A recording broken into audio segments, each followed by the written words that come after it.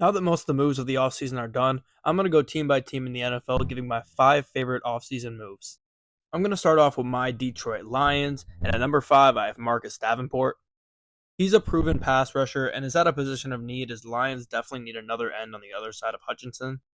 When healthy, he's very, very good, but that's a big if because he's been very, very beat up the past few years of his career. If he's healthy, this is a knock it out of the park signing for the Lions, but if he's not, that second edge position will be a hole for them, although it possibly is the only hole. At 4, I have Kevin Zeitler.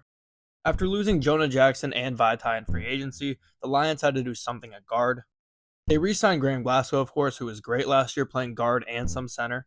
And then they go and get a Pro Bowl caliber guard in Kevin Zeitler on a good deal. It was already a sort of debate before, but once Jason Kelsey retired, the Lions for sure have the best offensive line in the NFL right now. At 3, I have Terrion Arnold. Arnold was viewed as possibly the best corner in the draft going in, and he falls all the way to 24 where the Lions trade up and pick him.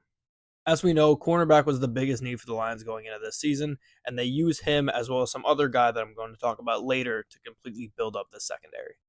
The secondary is very young, but it has a possibility of being a strength for the team this season. At number 2, I have the other corner that they picked up, Carlton Davis from the Bucks. They traded a third-round pick for him in the early offseason. He's a guy that can go out there and be a cornerback one for a team, as last year he was the cornerback one for the Bucks, and he guarded some of the best receivers in the league. He's a guy that wants to be a leader in the secondary and will most likely guard the other team's best receiver every game. He's also going to have to be a veteran presence with this young secondary. And at number 1, I have DJ Reader. Getting a second interior defensive lineman was not one of the things that the Lions absolutely had to do, but it's the difference between this run defense being great and amazing. Reader now gets the team up with Aleem McNeil, and those two are two of the best run defending inside defensive linemen in the NFL.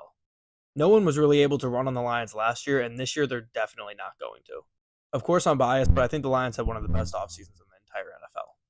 Comment what team you want me to do next.